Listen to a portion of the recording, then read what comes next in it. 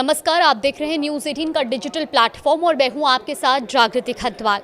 मध्य प्रदेश की दतिया विधानसभा सीट पर हुए उपचुनाव का परिणाम आ गया है और इस चुनाव में कांग्रेस के घनश्याम सिंह ने बीजेपी के आशुतोष तिवारी को 6016 वोटों से हराकर जीत दर्ज की है।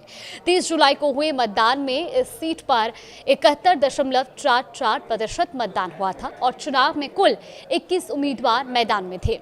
मुख्य मुकाबला कांग्रेस और बीजेपी के बीच माना जा रहा था, लेकिन नतीजों के बाद तीसरे स्थान पर रही आजाद समाज पार्टी भी चर्चा का बड़ा विषय बन गई है और वो क्यों, वो भी आपको बताएंगे। देखिए, सबसे पहले आपको बताते हैं कि आखिर दतिया में उपचुनाव क्यों हुआ। दरअसल साल 2023 के विधानसभा चुनाव में कांग्रेस के राजेंद्र भारती ने बीजेपी के वरिष्ठ नेता नरोत्तम मिश्रा को हराया था, लेकिन अप्रैल 2026 में दिल्ली की एक अदालत ने धोखाधड़ी के एक मामले में राजेंद्र भारती को 3 साल की सजा सुनाई।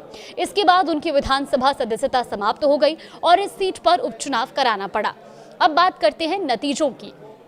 मतगणना के शुरुआती दौर से ही कांग्रेस उम्मीदवार घनश्याम सिंह बढ़त बनाए रहे और आखिर तक ये कदम लगातार ये बढ़त कायम रही।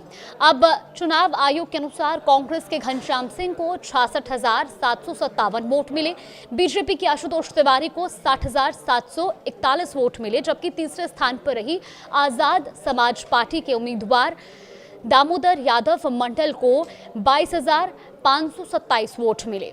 यहीं से चुनाव की सबसे बड़ी चर्चा शुरू होती है। देखिए, पहली नज़र में ये जो कांग्रेस की करीबी 6000 वोटों की जीत दिखाई देती है, लेकिन जब तीसरे उम्मीदवार के 22,000 से ज़्यादा वोट सामने आते हैं तो राजनीतिक विश्लेषण का केंद्र भी बदल जाता है, क्योंकि कांग्रेस और बीजेपी के बीच जीत का अंतर 6016 वोट था, जबकि आज़ाद समाज पार्टी को इससे करीब 3 गुना ज़्यादा वोट मिले हैं।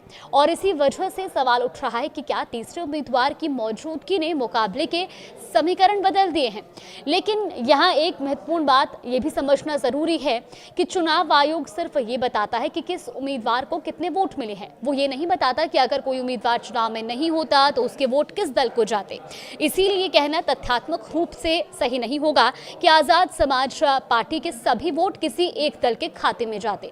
हाँ, इतना ज़रूर कहा जा सकता है कि तीसरे उम्मीदवार ने मुकाबले को त्रिकोणीय बना दिया और चुनावी गणित पर उसका असर भी दिखाई दिया। अब बात करते हैं वोट शेयर की, तो कुल 1,57,499 वोट गिने गए। इनमें कांग्रेस को लगभग 42.39% वोट मिले, बीजेपी को लगभग 38.57% वोट मिले और आजाद समाज पार्टी को 14.30% वोट मिले।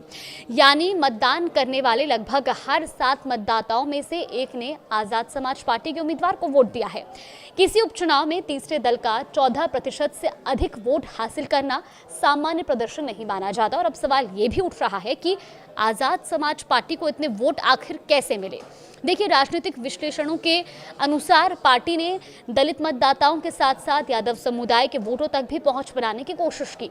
हालांकि ये कहना संभव नहीं है कि पार्टी को मिले सभी वोट किसी एक समुदाय से आए, क्योंकि निर्वाचन आयोग जातिवार मतदान का डेटा जारी नहीं करता।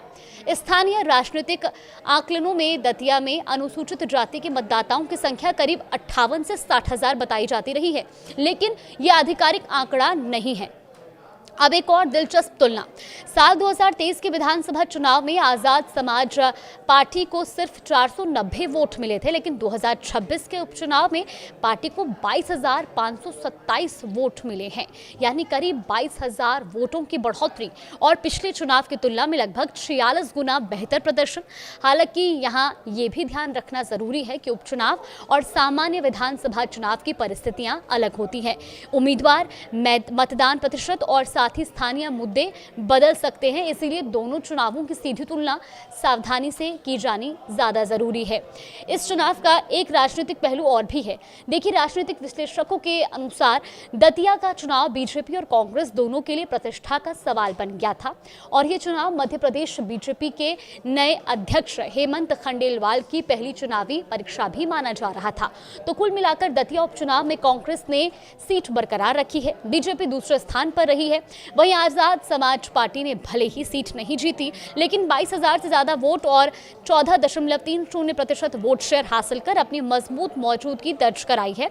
ये कहना कि तीसरे दल ने किसी एक पार्टी की हार या जीत तय कर दी उपलब्ध आधिकारिक आंकड़ों के आधार पर संभव नहीं है, लेकिन इतना जरूर कहा जा सकता है कि त्रिकोणीय मुकाबले ने चुनावी समीकरणों को प्रभावित किया और अंतिम परिणाम में कांग्रेस बढ़त बनाए रखने में सफल रही। फिलहाल दतिया उपचुनाव का सबसे बड़ा संदेश यही है कि जीत कांग्रेस के खाते में गई, जबकि तीसरे दल के प्रदर्शन ने भविष्य की राजनीति पर नई चर्चा जरूर शुरू कर दी है। आप इन परिणामों को किस तरह से देखते हैं, हमें कमेंट बॉक्स में अपनी राय जरूर दें।